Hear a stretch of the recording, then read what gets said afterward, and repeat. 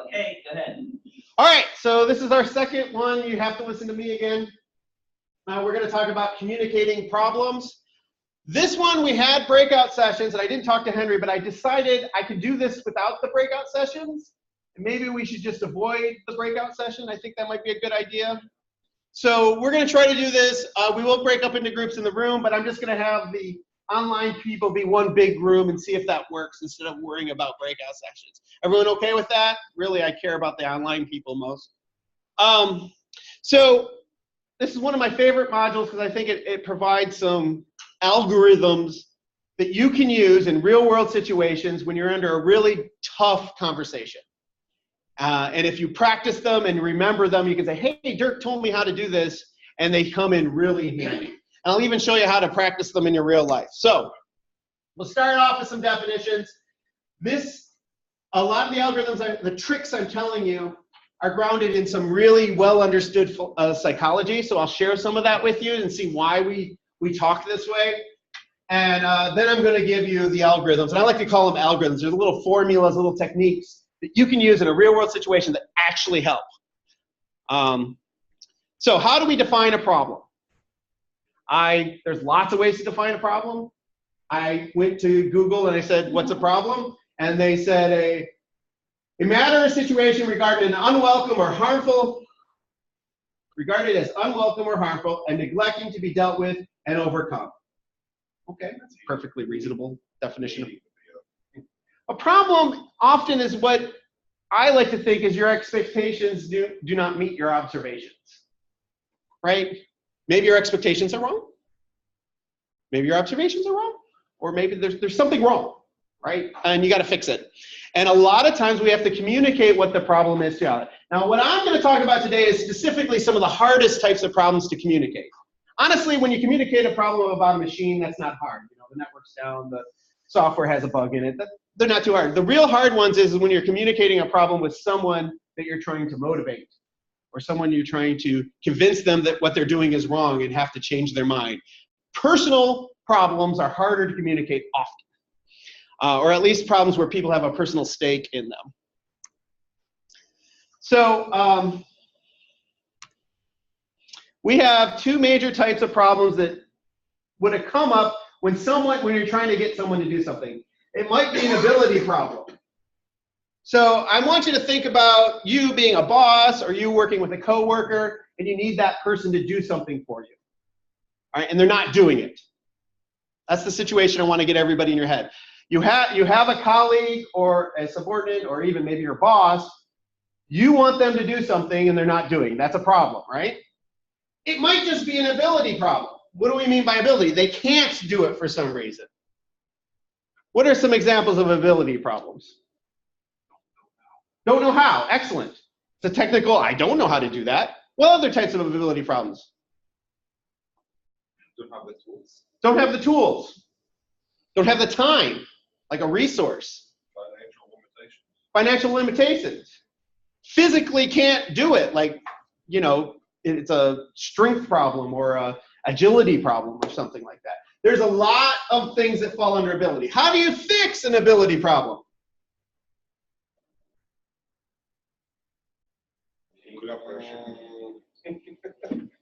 Well, it depends on the problem, of course, right?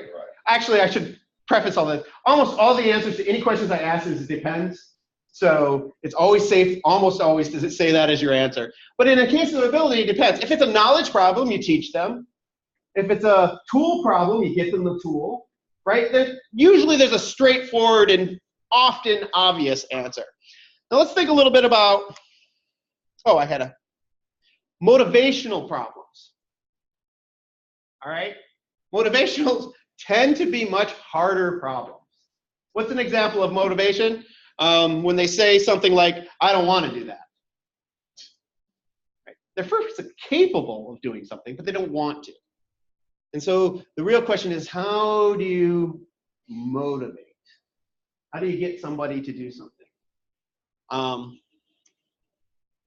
And then the third type of problem is related to both, but might just be an interpersonal problem, where it has nothing to do with the task itself, but it has to do with an interpersonal difference between you and the other person. Okay? where you just don't like them, they don't like you. Actually, I think that you can't make me do that. And so in the context of this talk today, I want to think about these three categories of problems. There are other types of problems, but I like to generalize. As far as people to people go, these tend to be the three problems. And it should be clear that you can have multiple ones in the same situation, right? Maybe they don't really want to do it, but they also don't know how to do it, so they're not motivated to learn either, right? So it could be a combination of these, and they don't like you. So, but how do we get past these? Well, what do we want to do to say we succeeded? How do we say we won? I mean, before we even figure out how to win, what will we know once we hit that goal line? Well, the problem's been solved, right? They're doing what I told them to do. Is that all? They're happy with the solution. They're happy with the solution? Solution is like correct and maintain order. So I say in order to be successful, oh, I have a big animation here. There you go. Solve the problem, that's clearly what you need to do. But if you don't maintain the relationship, I don't think you've been successful. Okay? And I think that's key to any, you know, I can say, do it because I told you to, but the next time it comes around, it's just going to be a bigger problem. You need to maintain the relationship. So all the tools I want to give you today, try to do both. Try to solve the problem and maintain the relationship. And that's our general goal, to be successful. Are you okay with this definition? I want to see some nodding. Okay. So let's go into some of the psychology. I wanted to make sure we're all on the same page first. Now we're going to go into some psychology. Oh, is anybody online on Zoom right now? All right, I just want to make sure someone's telling me if they have questions. So why is effective communication hard? Well, and remember, we're saying effective communication is when you're successful. When you're successful, it's when you solve the problem and maintain the relationship. So effective communication only happens on top of solid relationships, which you can only form solid relationships if you have trust and respect. So the reason effective communication is hard is it's built off of everything else. And so that's why every interaction, especially when problems are occurring, have to think about maintaining your foundation between you and your colleagues. I don't know if it's hard to read, but Deborah Tannen, great book. That's Not What I Meant is the name of her book. And she did some scientific research on why people conflict. And it turns out people you don't like, you know, you get that feeling you don't like someone. They annoy you, they're mean, they're rude. Almost always, they're not really mean, they're not really rude. Almost always, it's a communication mismatch between you and that other person. Some people talk slower. Some people come from cultures that talk faster. And when you put them together, if they're not thinking about it, one might say, oh, that person's always rude and in a rush, and doesn't realize this is just a cultural difference. And Deborah Tannen did a lot of research on this and found that a lot of conflict just comes out of a mismatch in how we communicate with each other. And I've got a few examples of that I'll share. But I want you to keep that in mind. So, and I'll show you a trick on how to get around it. This was one of her quotes. Many of our motives, so obvious to us, are never perceived by the people we talk to. Many instances of rudeness, stubbornness, inconsideration, or refusal to cooperate are really caused by differences in conversational style. It's weird how two people who both want to get in there and solve a problem, just conversational style can derail them. And knowing that, though, can help you. Okay, so I'll give you an example. This is story time with Dirk. So when I was in grad school, I was in a very large lab. I thought it was large. It was about 12 graduate students. We were all doing research in bioinformatics. No. I can't even remember my research. Face recognition, that's what I was doing, face recognition. And I was new to the lab. I was a little older because I was a non-traditional student. But when I got put into the lab, I got paired up with another student. I was really excited because I talked to the people in the lab and they said, oh, everybody likes him. Everybody likes him. He's cool, he's awesome, he's always helpful. Everybody likes him. And I'm not going to say names to protect the guilty. Oh, no. Then I was excited. I'm like, oh, I'm going to go with the popular kid in the lab, right? And I'm new and everybody likes me. Of course, I'm a great guy. And so we get in, and our very first meeting, he shut down. He didn't talk to me. And I was all excited. Okay, well, you're going to do this part of the research, and I'll do this part of the research, and then we'll get back together on a weekly basis. And I was all excited about it. And it was like he didn't want to spend time with me. I really got this vibe that I was not worth his time. A few weeks go by. I try again. A few months go by. I try again. And I basically gave up in trying to interact with this guy. Our advisor hands me a paper. And he goes, Dirk, you need to edit this. It's in terrible shape. And I'm like, okay. And I'm reading through it, and it was in terrible shape because the person who wrote it was my partner, and he wasn't a native English speaker, and so he wasn't naturally a good writer in English. And so I'm reading it, and I'm like, this is my research. This is what I've been working on. And I look at the authors of the paper, and it's just this other student and my advisor. He included all of my research in his paper. If you don't know, that's bad. And so I went back to my advisor, and I'm like, why isn't my name on this? This is my research. He goes, your name's not on it? He goes, yeah, your name should be on. Go tell him to put it on. And I'm like, okay. So I went and told him, he goes, he was really upset. And I could not figure out why we butt heads so much. It got to the point where I actually stopped working with him. We wrote that one paper together, and then I said, I'm not going to work with him anymore. And what was so weird about the whole situation is everybody else in the lab loved him. Everybody else in the lab liked me. Why couldn't we work together? Okay? For the longest time, I just thought he just hated me for some reason, which I think he did a little bit, but because I'm, me. But what I realized, I actually read Deborah Tannen's book. And she pointed out something that in certain cultures, in the American culture, oh, crud. Could someone grab that bag for me right here? No, oh yeah, that'll work. So what they taught me was,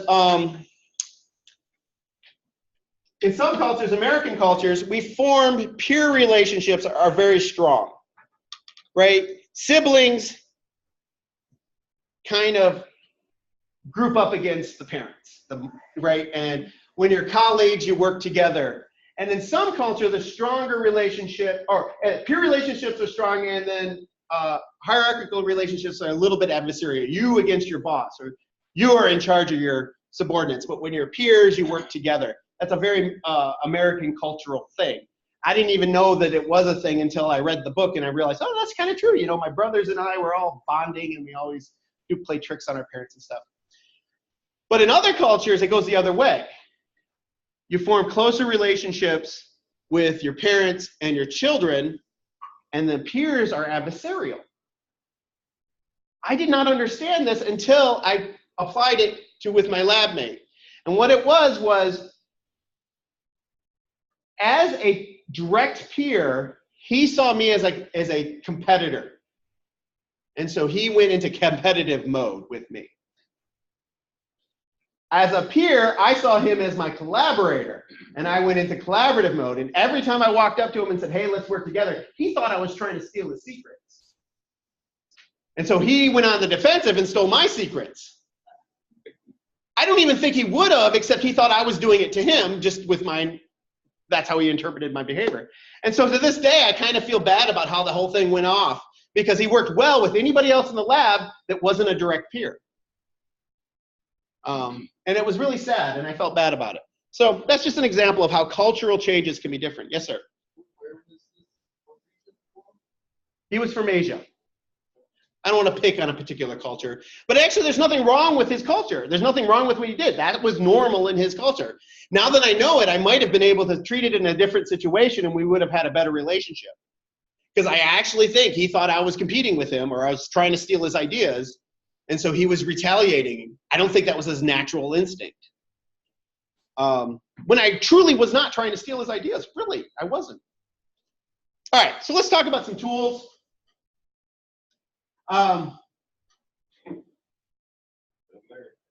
In order to communicate effectively, you need a shared context.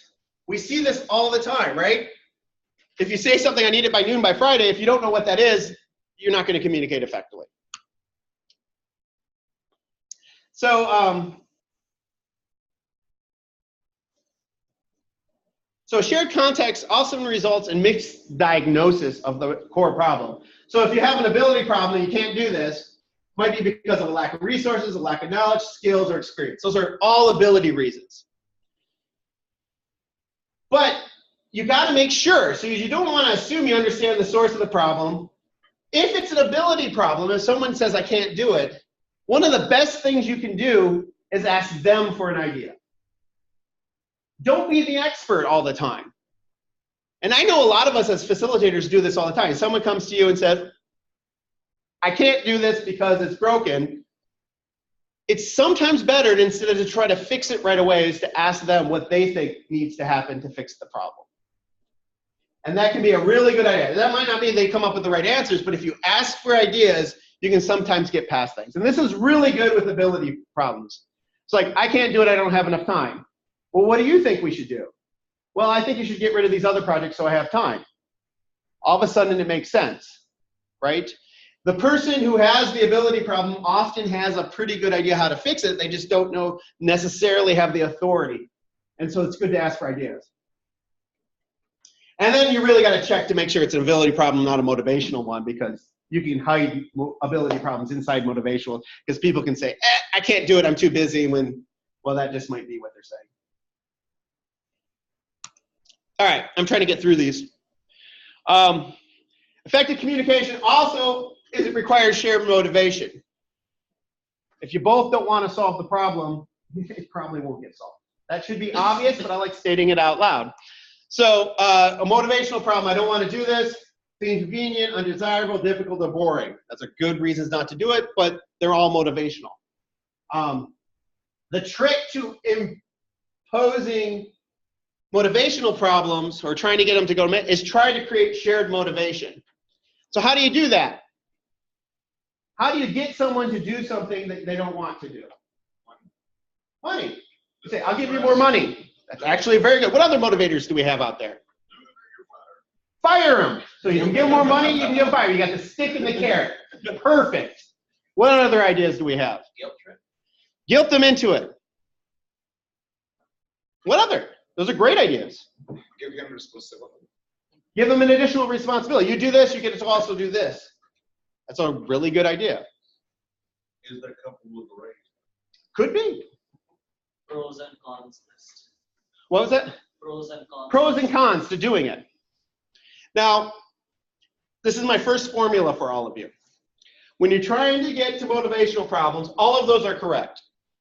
You can do sticks, carrots, pros and cons, but I can tell you a formula that tends to work best. Okay?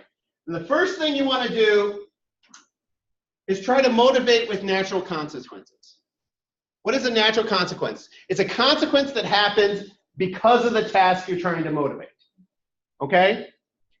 Natural consequences are different than imposed consequences. Imposed consequences is firing or promoting. Why would we want to do natural consequences first? Less aggressive. Self-motivation. Less aggressive?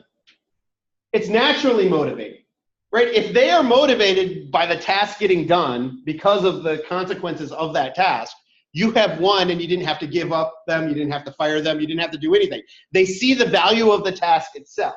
That is always better than trying to impose additional consequences. It's like raising kids.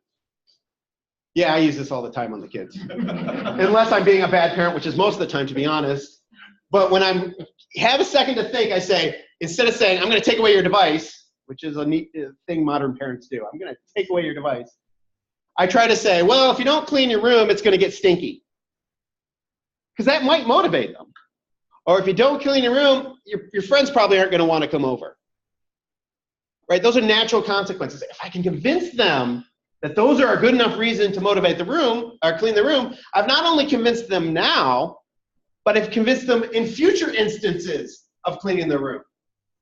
If I say, I'll give you $1 if you clean your room, guess what? Every time they clean your room, I'm going to have to give them $1. So now you've introduced bargaining. Yeah. Well, So what I'm telling you is that as you practice motivating other people, really think about the natural consequences. And always try to do those first. You will be much more successful if you can convince people that natural consequences. Do y'all basically, did I convince you that that was a reasonable thing? Nod some heads, okay. We also can get into the minutia of natural consequence. That's spelled wrong. Impersonal, that's an N here. Impersonal versus personal, okay? When you pick a natural consequence, you try to go with the impersonal first. And what do I mean that? So we say if you have a consequence, you think about all the different consequences for not cleaning a room, and you say, an impersonal one was because your friends might come over, won't come over. A personal one is because you will be stinky. And then a really personal one is because if you don't clean the room, it makes your dad sad. Okay? You could say that's a natural consequence, but it's extremely personal. And it doesn't have a lot of weight. If you can do the very impersonal ones where the consequence is natural to the event and it has nothing to do with people, and they're motivated by that, they're going to continue that motivation. If it's all about people's feelings and it gets really personal, well, it might motivate them when they want to get on your good side, but it's not going to motivate them when they want to be on your bad side. And so it's really much better for people to be motivated to do a task based on the task itself. That's my message. Y'all happy with that? Okay. So I think some of the hardest one are the interpersonal problems. So here's some examples of some interpersonal problems. Pat is too timid. Chris is rude. Adrian makes me feel like a jerk. Dakota talks too fast, etc. And these types of interpersonal problems, I actually go back to, the reason interpersonal problems are so hard is they tend to involve emotion. And once motion is involved, things get difficult. And trust me, as computer people, as a computer person myself, I like my computer because it's not emotional most of the time. Right. Most of the time. Also, arguments get muddled. If emotion's in there and it's an interpersonal problem and you're fighting about one thing, you still might be fighting about other things as well. Right? And that muddling gets confusing. What problem are we trying to solve now? But they bring up other problems that are going on because there's an interpersonal conflict. You don't have a good relationship. That can get a problem. And then stories and facts, the difference between the two is a very big problem when you're arguing. You know, you don't like me. Well, is that really a fact or is that a story that you tell yourself, right? One of the common stories that you hear in a lot of arguments, and I didn't realize it until I started listening for it, is the thing called a false choice, right? Yeah, fool's choice, sorry. Where you have two options. You can either do this or this, and both of them are bad, so we might as well not. That's your only option. Right, that's what they say. That's the only, you can either tell a lie or lose a friend. That's my only two choices. Rarely is a fool's choice actually two choices. It's just the way it's presented in an argument, they present it as if there's only two options. Anytime you hear that and you realize it's a fool's choice, you have the power. Because you can start thinking of the compromises that are in between. But if you don't realize it's a fool's choice and someone says you either can do this or this and you kind of agree with them, you've missed out on solving the problem. So rarely are there truly fool's choices. I want you to think about that. Sometimes you'll hear them in a conversation and you're going to remember back to this talk and you say, hey, Derek told me about fool's choices. I think this is one of them. So I got to look at the two options and start to say, what if I tried something else? And that can get you around a false choice.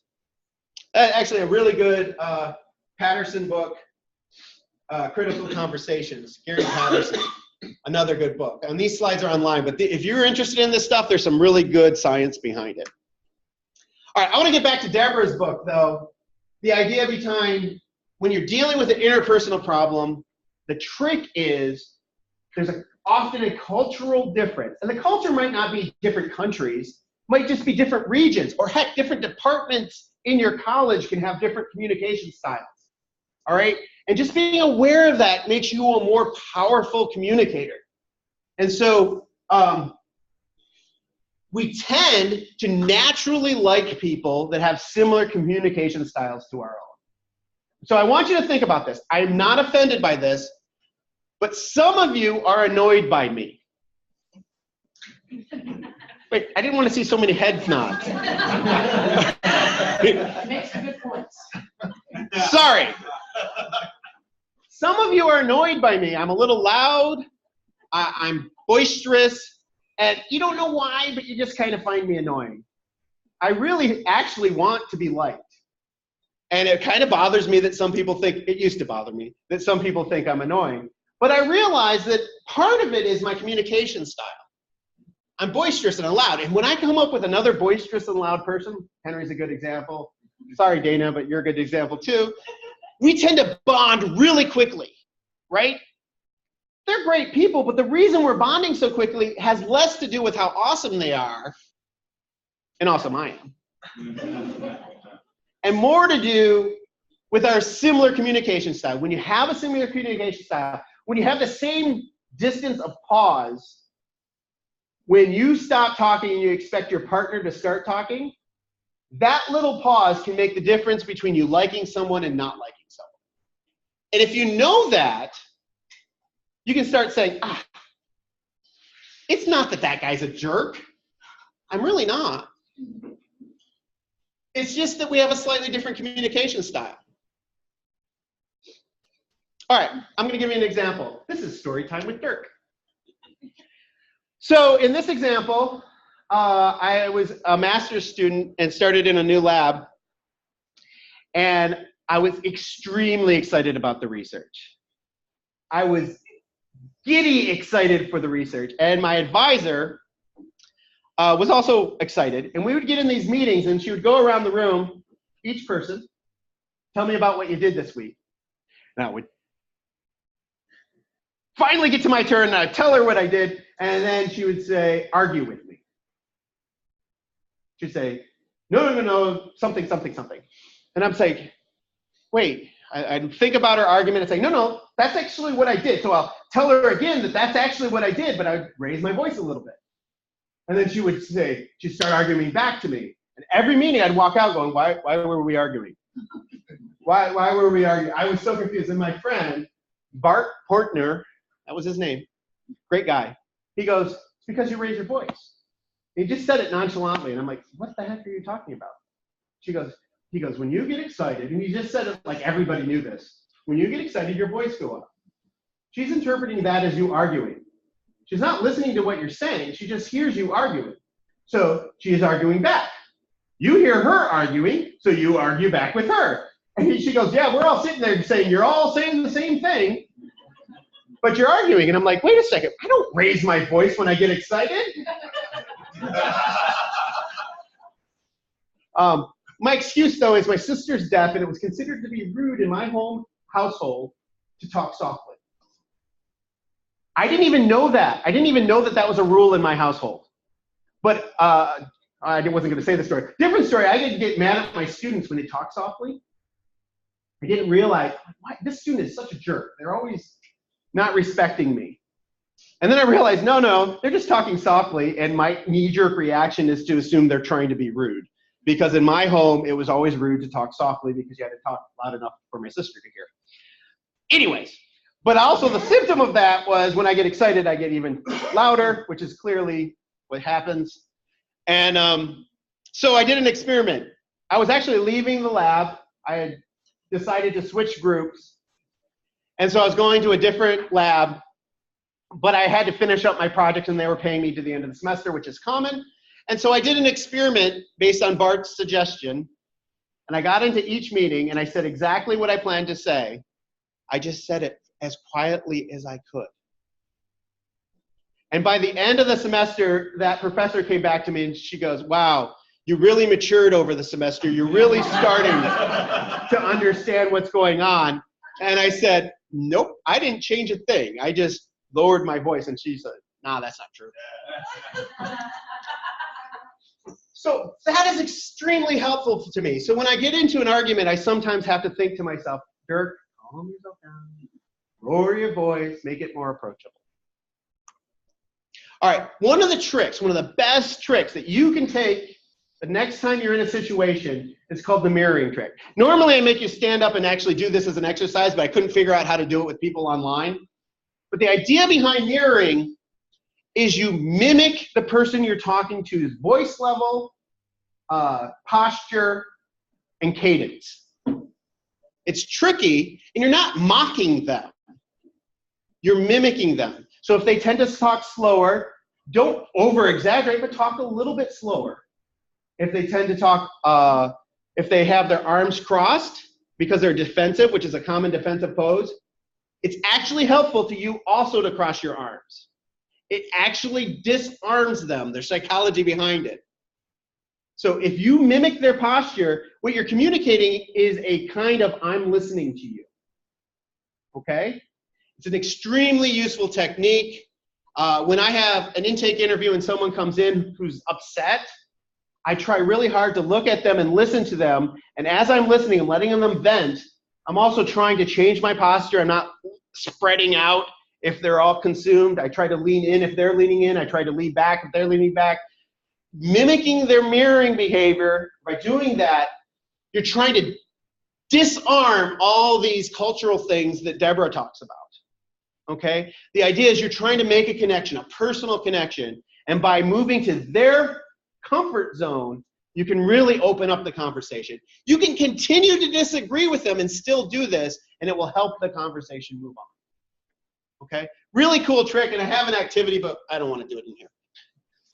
It's for the benefit of the TV land people. Question. Yes. We go to the next slide. So I understand about body language mirroring, but if you're trying to match your communication style, for example, if you're speaking really fast and the person that is speaking with is speaking really slowly, and over the course of the conversation is slowing his speech down, right? And if the person that you're talking to notices and they take it in the wrong way, where they think that you're slowing down your speech is insulting in a way because you're changing the style of speaking. So I understand the caution, but if you're truly doing it to try to build a bond, I don't see it being a problem. I've done it a lot. And I don't completely slow myself to their pace, but I do try to calm myself down. I'm trying to match their style. I'm not mimicking them. I'm just trying to build a bridge between us. Yes? Kind of speaking along the lines of what he was saying and reinforcing what you're saying, I found myself in a situation like that where I had a supervisor that had a very aggressive, non-politically correct manner of dealing with it. And there was a situation I found myself in where I, for a moment, felt disrespected. Rather than going off and defending myself, I mirrored the way that he was behaving and the way he was speaking. And it actually escalated in the moment. But since then, you know, any dealings after that, there was a mutual respect that has not ever occurred again since that moment. Actually, that exact thing happened to me. I had a boss that yelled at me in the workplace. And so I stood up to him and I said, and I yelled at him, "You will not yell at me again." And he's like, "Wait, I'm the boss. Why are you telling me what?" I said, "It's inappropriate and unprofessional. Don't ever do it again." I didn't give an ultimatum. You will not. And guess what? He never did it again. He yelled at everybody else, but he never yelled at me. I'm not that aggressive. But when I mirrored that behavior, it definitely helped. Now, I don't always recommend being aggressive like that. I find it much more useful when the person is being timid and you're trying to help them. Or they're upset and really angry at you and you just want to make that connection. And that's why I made the distinction between going on the defense versus mirroring what you're receiving. Yeah. So back to your slides. Oh, I should repeat. Okay. It's okay. There is like, I'm wondering about how you distinguish between the ability and the motivation. If there's any way to do that. So how do you distinguish between ability and motivation? It is a technique. You have to ask. So when I put the slides up,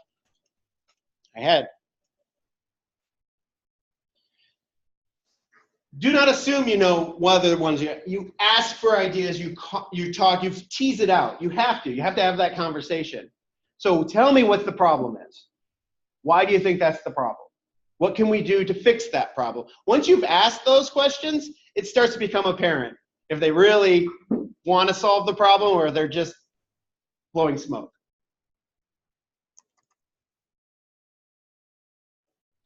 Yeah, that's fun stuff. How much time we got?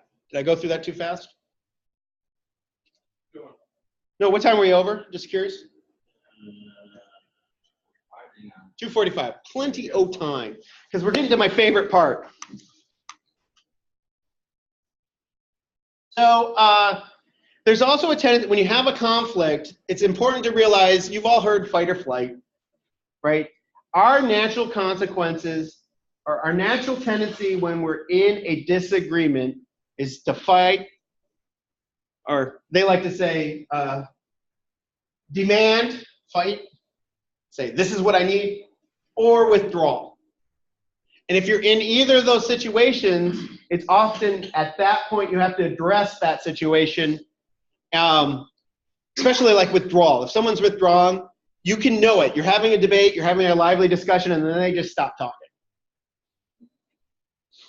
Don't continue to try to have that debate at that point. If someone's withdrawn, there's a different problem there. You need to re-establish your relationship first. Because if they're withdrawn, if they feel threatened and they have decided to shut down and not communicate, you have to address the communication first. What often happens, though, is when people shut down in the communication, people keep pushing because they think they're winning. And that's wrong. The other thing can happen, though. Sometimes when you're having a debate, you get someone that gets right up in your face and starts demanding. Again, I think the situation calls for you to repair those relationships. To say, stop worrying about the fight we're fighting now and step back and say, hey, how can I repair the relationship? That is always more important, because you can't solve a problem until you have that relationship. You can, but it won't be successful. So sometimes you have difference of opinions. They're good. I actually think if you're in a group and you don't encourage differences of opinion, it's not a very good group to be in. You want to encourage that. But the real trick is to acknowledge and give everybody a voice. Let everybody's opinion be thought of and don't ignore it. That doesn't mean that that's the decision you go with, but you want to make sure, especially when you're in a group decision-making process, to acknowledge other people's point of view. And if you're in a fight, you want to acknowledge other people's point of view. One of the best things you can do is say, I hear you, that sounds frustrating. This is what I heard. Acknowledge their emotion. That can be very effective. If you disagree, but the other person feels like you understand their frustration or their emotion, and you're actually listening, you can continue to disagree without ruining the relationship. That's hard to do, but it is something you can practice. This is the ABCs of when you disagree.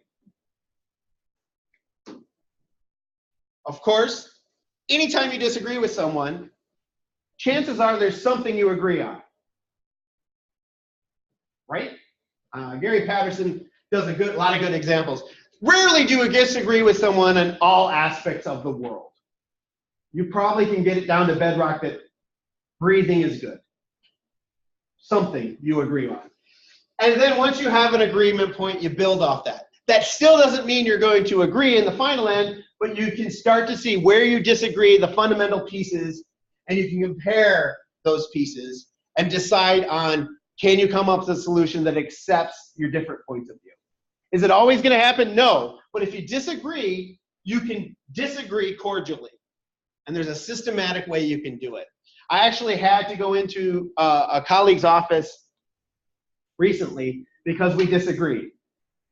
That colleague had one opinion how to run the department. I had a vastly different opinion how to run the department. And I started with what we agreed on was we both wanted the department to be successful. There was no question, we both wanted that. We just had very different degrees on how that was going to happen. But that gave us the building block to build our relationship and realize that we actually disagree, and we're probably going to continue to disagree on some fundamental things that we're doing, but we still respect each other and we understand those different agreements well so we can talk them through if it becomes a problem. No names were used there. All right, let's get to the fun part. So I'm going to introduce an exercise on how to communicate a problem, which is the title of this session. The idea is there's a problem. You need to communicate that problem to a colleague, a peer, a boss, a subordinate, whatever. And you are a little worried that it's going to go bad. Right? Sometimes you can communicate a problem like the server's down. There's no emotion there. Okay, let's go fix it. But let's say the problem is the work you did is wrong and broke the server. Okay, maybe they might get a little defensive or something. So how do you communicate a problem? And we're going to go back to some psychology. Okay, this is really sneaky stuff. All right, Jen, we were talking about we were talking about this earlier. This is the stuff we want to be sneaky about. Okay, there are two studied phenomena. One of them, in conversations, you tend to remember the last thing you hear. Everyone's heard that, right?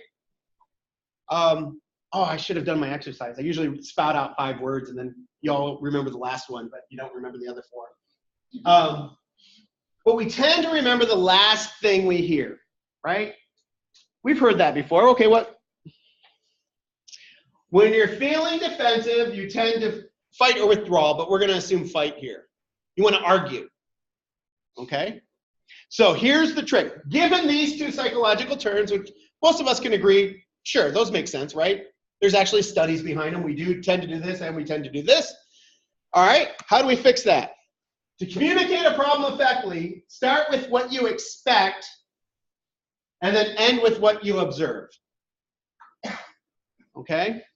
So what do I mean by that? So a problem is when what I said a problem was when your expectations do not match your observations, right? So you start with your expectations, which are what you expected to see. You end with what you saw. Why do we do that? Well, if you start with your observations and end with your expectations, the last thing you said were your expectations. And since we remember the last thing you said, and we tend to fight, people can fight with your expectations. But if you flip it around and you start with your expectations and end with your observations, the last thing they heard was what you observed. Those are facts. I saw you do X. If they try to argue with that, no, you didn't see me do that. It's a hard thing to argue with. And so it forces a pause in the conversation. So when you're communicating a problem, you start with your expectation, you end with your observation. It prevents them or helps prevent them from trying to be initially defensive. Because they can't argue with the observations, so they have to actually communicate with you. So their knee-jerk reaction gets a little bit diffused, and you might be able to get past the conversation. It's a really good trick. It amazes me how well it works. Okay? And there's a trick to this. The best place I like to use this is in email. Okay? Email is like the perfect communication practice zone. And here's why. When you get that email and someone made a mistake and you're really mad, what's our tendency to do? Flame them. Exclamation point, right? And then the trick is, it's absolutely okay to do that. But before you do, take off the to address. Okay? Vent a little bit. Yeah, take off the to address. Do not send that email. Actually, I don't use Gmail anymore, but it had a 30-second rule. You could hit send and you could hit, no, I didn't actually want to send that. Do not send the flame back. It's okay to vent a little bit, but after you've purged those feelings, you say, okay, I have to communicate this problem to this other person. I could say you're an idiot, you did this wrong, but that's not really the solution. How do I communicate? And in those really high stress instances, email is the best because you can actually take a little bit of time and think about it. And what I want you to do the next time you think about it is think, what are my expectations and what are my observations? And my emailer should just be, here are my expectations, here are my observations.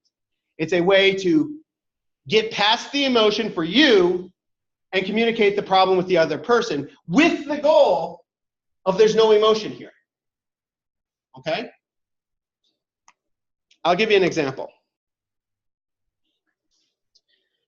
Dear Blake, your jobs are going over resource limits and causing the nodes to go down.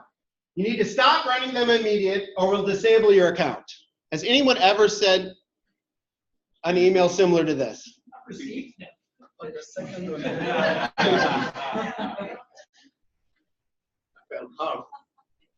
So what's the observation? Yeah, they're consuming resources. You can see their jobs. They're consuming the resources and causing the nodes to go down. There's nothing to argue there. And then our expectation. You need to stop them running immediately or disable your account. That's the expectation. So if I'm Blake, there's a tendency to want to argue with this. I can't stop it right now. I need to get it done, but it'll only be 5 more minutes. Right? There's a tendency to argue. But if you flip it around, it makes it harder for Blake to argue. If you say, you need to stop jobs that run over utilization, or jobs that run too many resources can cause the node to go down. I observed that your jobs are killing the nodes, or something like that. I didn't spend much time on it. But if you flip it around, and he goes, you need to stop. Actually, you need to stop. Your jobs are using too much resources. It's harder for them to argue. Here's another example. Dear Dr. Zhao, from now on, please come to me with all questions and comments instead of the HPC staff. Actually, I'm wondering if any of you know where this came from. I realize that there is a problem on the system which is impacting your jobs, but my staff is trying their best to fix the problems, and your constant interruptions are distracting them and making fixing the problem take longer. That was a story from earlier.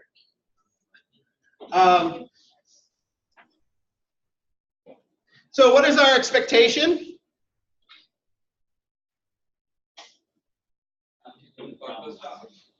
Yeah, I don't want you bothering my staff anymore. All right? And so our expectation is, hey, my staff is working hard on your problem and needs time, and however, your distractions seem to be taking away from their time from solving your problem. It's shorter. It's trying to be less informative.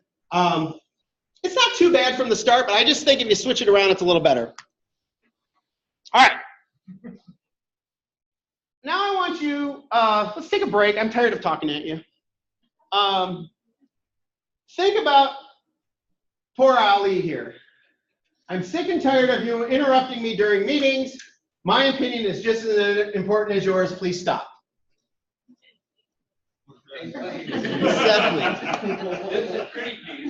So I want you to take a few minutes, and people online, I want you to actually, how would you rewrite this to do expectations versus observations, and put it in chat. And then people here, turn to your neighbor and share just a few minutes how you would turn this into an expectation versus observation, a little bit less harsh. Go. You understand what we're doing? If you're online, rewrite the email. It's only 2 lines. You can do it. And if you're in person, talk.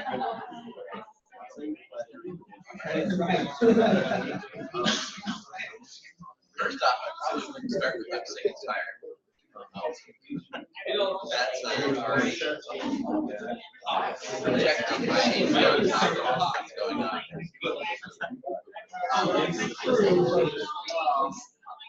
Your interruptions. You could say, I respect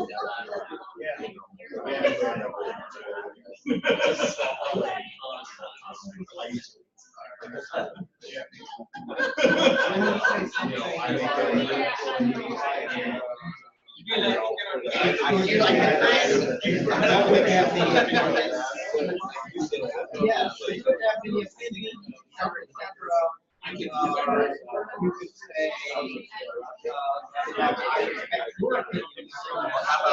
How about something like me having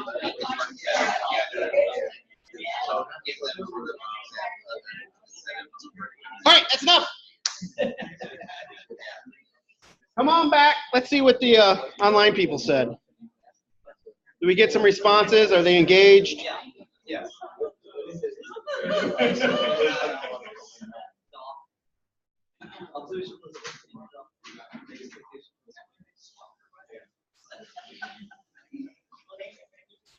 Oh, no, I'm not staying in focus, people. So that is actually not a Zoom issue. I'm actually going in and out of focus for people here too. I think the last one is the first one. He's a loon? I like that. The last one. Yeah. I see some stereotypes. So, this is a very good observation. There's too much room for misinterpretation via email. I think that is a very good point. Email can be easily misinterpreted. Big time. That being said, it's also a very nice time to practice. That's why you add emoji. Oh, emojis. One thing, I want everyone to observe a misunderstanding in this. There's an assumption made in this email. Does anyone know what that assumption is? Like he's going to continue doing that. Right, that their opinion is not as important as the one that's voicing his. Right. It says, my opinion is just as important to yours. What I mentioned about cultural differences, they may not be interrupting, Rory may not be getting interrupted by Ali because Ali thinks their opinion is less. It might just be a cultural norm, and it's not really an interruption. It's the cadence of their discussion. So there's a big assumption that Rory is making is that Ali doesn't care. Okay? Big assumption. Yeah. Another observation is that assumption is facilitated by the interruption. Not hearing Ali all the way out, or not hearing Rory all the way out. Mm-hmm. Because it says you keep interrupting me. So that means you're jumping in the middle of my statement. You're not listening. You're not hearing my opinion. Again, except that's an assumption. Because just because someone interrupts, what you feel is an interruption might be a normal cadence for someone else. When a conversation between some cultures get excited, it is considered acceptable to interrupt them. Yeah, it should be that Ali's excited about what Rory's saying and jumps in. Absolutely. This is very similar to my voice volume problem. So I would suggest, and I want to respect everybody's thoughts, but I would suggest that Rory does it differently. Say, I feel. Her observation or his observation, I don't know, should be I feel. Because you can't argue with feelings. So maybe the expectation is, hey, I expect everybody's voices to be heard, but I feel interrupted, and I was hoping you would let me talk. Why do we do it that way? It's not saying you are interrupting. It's saying I feel interrupted. And then that gives Ali the out.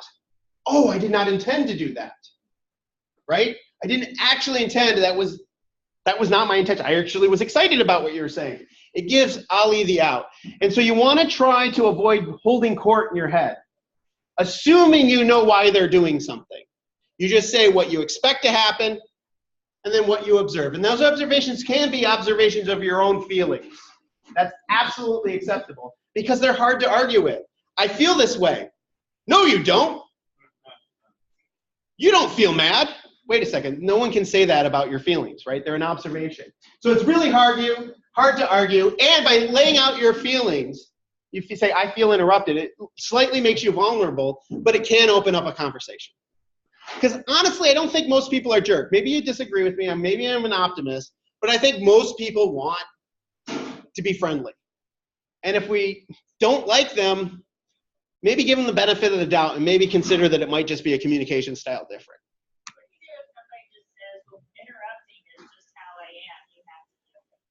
Is that you? So the question was, what do I do when interrupting is just how if I get a response that just says, that's how I am, deal with it. That is the response I got from the boss that I told him not to yell at me. I said, don't yell at me. And he's like, that's what happens in a business place. And I'm like, no, it doesn't. Right. And there is such a thing. I don't put it in these slides. When we talk about communication mismatches and we talk about interpersonal, there is such a thing as a dud, a person you're just not going to work with. Okay? That is always a possibility. I actually felt my previous boss was that way. I worked very hard over long periods of time to work with this person, and I could never feel like I was always making the sacrifices. I never felt like it was coming back towards me. And what do you do in that situation? Wait on the termination whether When it's your boss, sure. But when you have a dud, like a relationship that just won't have, honestly, I like to believe I can make anything work, but it doesn't. And when you have that situation, the best thing you can do is distance yourself from the relationship. That's what you have to do. Do not work with that person anymore. And then some people will say, well, what if you have to? Well, you really don't. There are always ways to distance yourself. That was not a suggestion of violence at all. I saw some of your eyes. That was definitely not the solution. Whew. You people are scary. Sometimes it seems like it might need to be considered. No. All right, so let's do another example. We'll break up and do it again. So, dear Alexis, I really like the energy you're bringing to the lab. However, I've noticed you have stopped writing weekly reports. We really need them. You've also created a wonderful workspace. Keep up the good work. What's wrong with this? This was actually recommended by business people for years, especially in the 80s. Yeah, it's sandwiching. They recommended it to managers. You say something nice, then you say something bad, and then you say something nice again.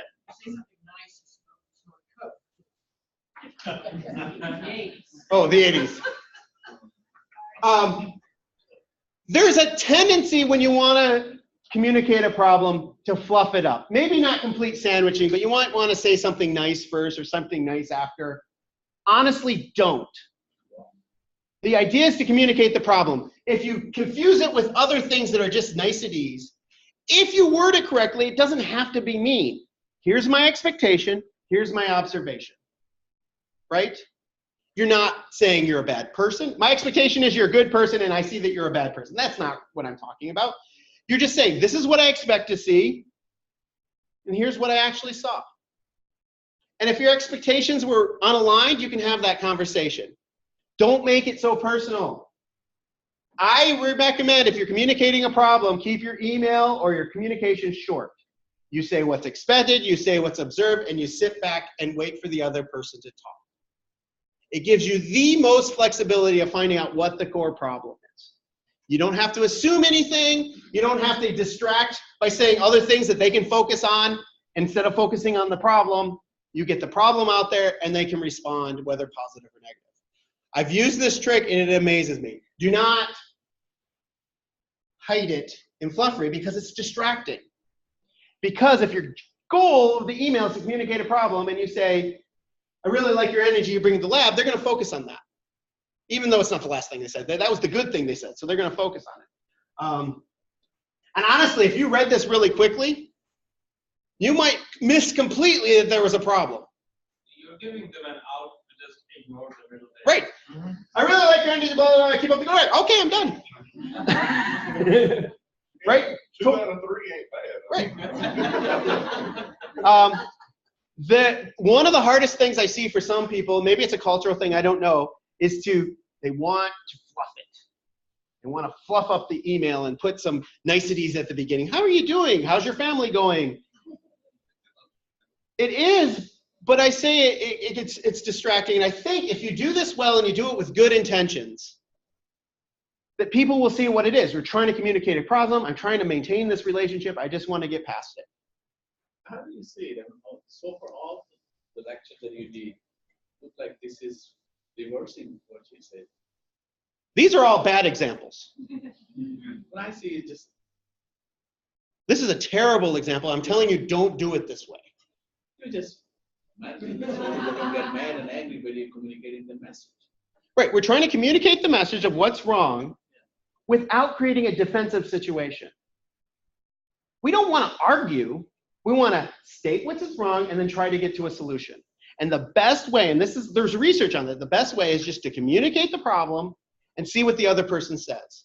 Because you can make a lot of assumptions of what the solution to the problem might be, what the core cause of the problem might be, all these other things, but those tend to be assumptions. You don't know why they're not motivated. You don't know why. So you just communicate that there is a problem. And now you both know that there's a problem. Now you can have the conversation of trying to fix the problem. So then you can change there and you can say, your report was really helpful in doing this contribution, blah, blah, blah. And we're kind of missing it. Would that be, would you regenerate this again? So if I were to redo this, it doesn't matter that you're bringing good energy. That has nothing to do with the reports. A wonderful workplace, that has nothing to do with it. The problem is that they're not turning over the reports. And so it's very simple. I expect to have weekly reports. You haven't been turning them. Tell me what's going on. Who knows why maybe they sent them and they didn't get through the email. Maybe there's a personal reason why they didn't send them. It doesn't matter. You just have to communicate the problem. These two things don't matter. But when you say expectations, it sounds like boss. Even if you In this case, I was considering you are the boss. it's still, it's me. Well, the boss has to have expectations of their employee. We have expectations of everybody, and it's okay to state those expectations. If they're wrong, you can have that conversation. Right, I think where he's coming from is we have spent, I'm of my mid-40s, he's, obviously not 20. We have spent so long with that right there being drilled into us that going back to a direct manner of speaking, which we were told is flat out, no, that's not politically correct. Yeah. That almost sounds counterintuitive to the way we were raised up in business. Well, politically correct is a different thing, but. Bro, let me get that head on. I'm afraid you youngins need to learn how to relearn. I'm not afraid of it. But I believe I have a year or two on you, and I've had to relearn this sort of thing. Right. And One thing too, I think it's good to be direct. Do you want to use email for that? yeah. So email has an appropriate response. You're right. It's good to document, but So different people, so communication styles are a completely different discussion. Some people are very comfortable on email. And actually, if you do this well, I don't think it's going to hurt being on email, especially if you're direct and specific. The problem with email is the ambiguity. They can't read body language. You don't want to be nuanced in email. yeah, sense posture. Right. You don't want it, you can't send sarcasm, nuance, or anything. So, but some people work better actually at that. They need time to process. Some people would rather you pick up a phone call. Some people would rather that you text them. Honestly, this is not part of this discussion. I think the best way for anybody is you ask them, what is your best way for me to communicate with you? And use it. Be respectful of it. Don't say, like, I hate phone. I hate when people call me. And I'm not fond of texting either. I prefer email hands down. Or dropping into my office. Those two I'm happy with. That's the thing. This sort of thing is the kind of thing, if you look at different management styles, the one I tend to prefer is management by wandering around. So it wouldn't be uncommon for me to just stop by Alexa's office and say, hey, got a second? Can we talk? Sure. And communicate this directly. And then I'd go back and probably send an email just for documentation. So honestly, I agree. In person almost always is superior from a especially high emotional situation. All I'm suggesting, and the reason I did email, is this is an opportunity to practice when you're not face-to-face and in the moment, right? You can I love email. It's like expected versus alert. I write it out. Wait, Dirk said to do expected, and I see expected last, so I can switch those lines, and you can edit and edit and edit and practice and practice and practice in email. Honestly, if you get the wording right and you want to delete that email and walk over and say what you just said, I think that's a good thing. All I'm saying is this formula can be very helpful, especially when emotions are high. When emotions are high, it's nice to say something without throwing the emotions out there. Yeah. My question is regarding the writing the email. So the thing is, I agree with you, but the thing is, what I think being very direct in the email, that makes put, let's say, negative energy to or give negative energy to the other side. On the other hand, that's make them more stress. So I'm not saying it's the solution for everything. I'm really not. I'm just saying this formula can be very helpful when you don't know what to say. Okay? The other thing, so I've gotten emails and I've been really upset with someone, completely and utter mad because I think they're idiots. Anybody else have that problem? Or am I just the smartest person in the world? You're not even the smartest person in the room. Right. So I get an email, and I could run down to their office, and my emotions are high. All right? And I want to type something out. I've deflated myself in so many ways by just saying, okay, what am I mad about? Why am I mad? Here's my expectations. Here's my observations. I'm going to strip out the emotion and say, this is what I expect. This is what I reserve, and send off the email. And they come back often with reasonable solutions, and it deflates beautifully. And if I just keep it succinct and communicate what my problem is, they can say, I see what their problem is, and communicate back the solution. In this way, believe me, they're going to be super tired in a very short time. In this case, so they're going to, they might do it very fast or in the way that you want it, for the first week, first month, then after that, they got super tired. And then they're going to, just resign. Yeah, I don't know. It's hard to deal with hypotheticals, but I've been doing this for a while, and I managed to maintain relationships quite well. I think it's a very effective tool. It's not for everything, but it's highly effective. Yes, Josh in the back. Yeah, so is your recommendation policy observation? No, your expectations and your observations. Because that's where the mismatch is. That's where the problem is. But if it's policy, then it's... Sure, that's your expectation then. But it's not always policy. Okay. I expect you... weekly reports is policy. Let's do another one just to try it out. I really like your class.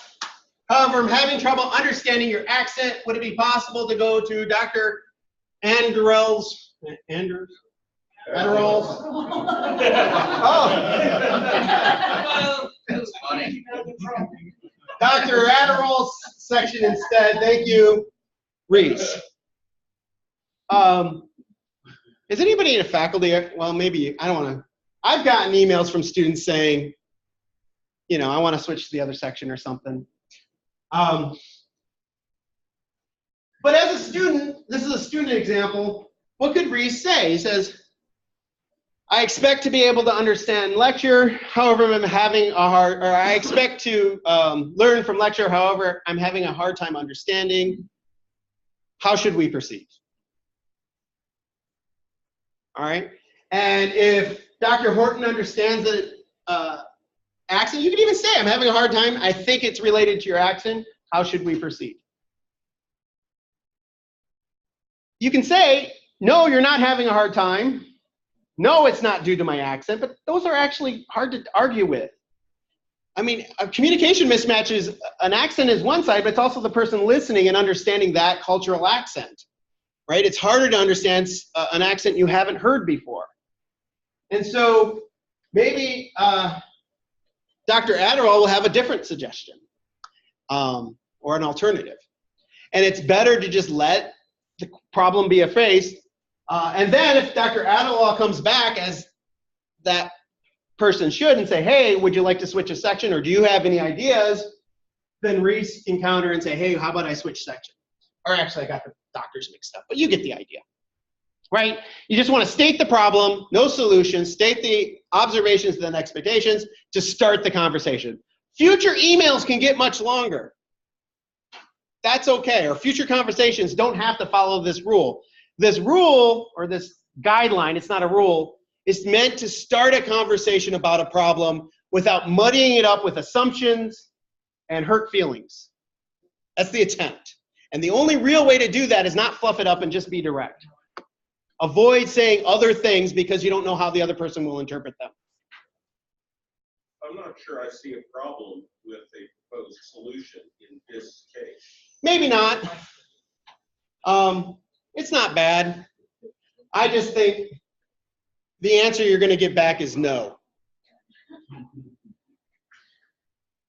Right? Because if I sent this email to Reese and I'm having a problem, I really like your class, however, I'm having trouble understanding your accent. Would it be possible to go to Dr. Adderall's section instead? I get a no back. Then you have to respond as, do you have other suggestions? It's better just to open it up at the beginning, in my opinion, yeah. Know any course where the professor can prevent the student from transferring to another section? Oh, yeah. Yeah, that was, They can. my reaction to Just this, like, answer it. that student needs to learn strategy, not communication. No, that's student with Texas A&M. Dr. Horton has no control whatsoever on whether Reese I can mean, get Dr. often Adderall. dropping and adding a section is. Right? Yeah. I I did. think you had a valid point. Right, the nuance of the situation is not the intention. It's- Yeah. I think you had a very valid point. All right, how much time are we doing? All right, we got time for one more. Yeah, good. Dear Harley, you're not spending enough time in the lab and therefore are not getting enough work done. I need you to either put in the time that is needed or you need to let me know so I can hire a different student to take your place. Dr. Slatemore. I think that's a little too wordy. Yeah, so what's Dr. Slatemore's expectations? Expecting you to get your work done. However, I'm not seeing the work done. I'm wondering if it is due to you not being in the lab. Let's talk about it. I wouldn't even go there. I just said the work's not getting done. Yeah, sure. I expect the work to, actually, you don't even need an expectation when it's obvious. Right. I have observed that your work's not getting done. Come talk to me so we can figure out how to improve that situation. That would be a better approach than what he said here. Because you've already identified this as a mentor-mentee situation. This approach is threatening. Though, you're saying there's no faculty that would ever say this? No, I didn't say that. Literally the, we will close your account email. This is literally. Yes, that's the we will close your account Yeah, email. this is a true threatening approach. It doesn't necessarily leave any real options. It's not something I'd counsel someone to send out. It's the case of, why don't you reread that email 4 or 5 times over the next week before you send it? Well, actually, I've been in this situation as the mentor. I had a student that just stopped showing up, and it's extremely annoying. Yes. But then I did what you said. I said, you haven't been showing up. I'm concerned that we're not getting enough work done. Come see me.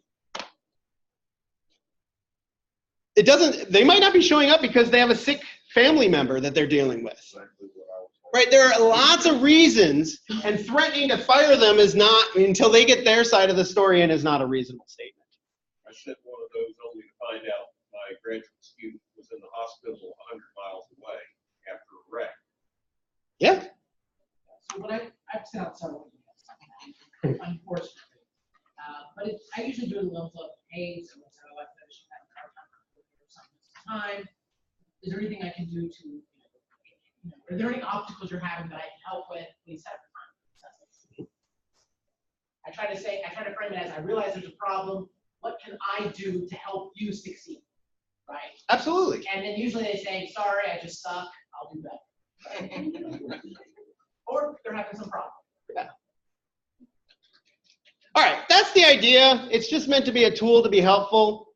I can't tell you how many times I've been really mad at someone and my spouse talked me off the ledge.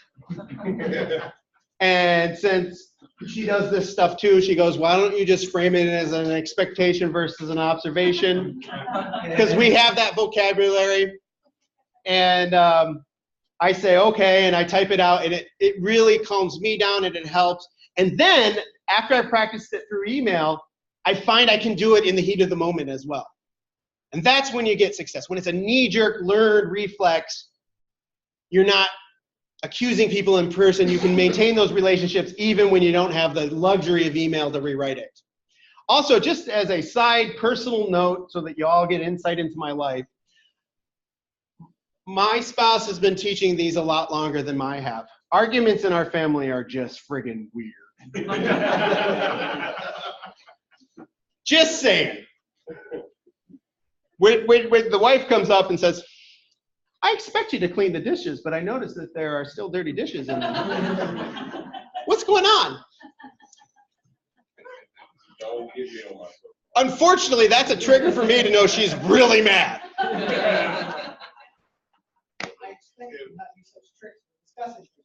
We've actually had the discussion of that we can't use this because it's a trigger for us because we know what it is. If everybody washed their own dishes, there would be any other thing. All right. Any other questions? I think we're out of time. So any questions from TV Land or anything? Are there tricks when you are not communicating the problem, but the problem communication is being done to you, and you need to kind of fix via email? Actually, I've had this discussion. So what happens if you're on the receiving end? Someone's communicating a problem to you. Honestly, this can help you then too sometimes, but you have to really, depends on the problem. You say, if you're trying to deflate the situation, they're mad at you. You say, that sounds frustrating. It sounds like you expected this, but this is what happened. Let's talk about it and figure out a solution. You can definitely deflate. You just got to acknowledge emotion. That's the most important part.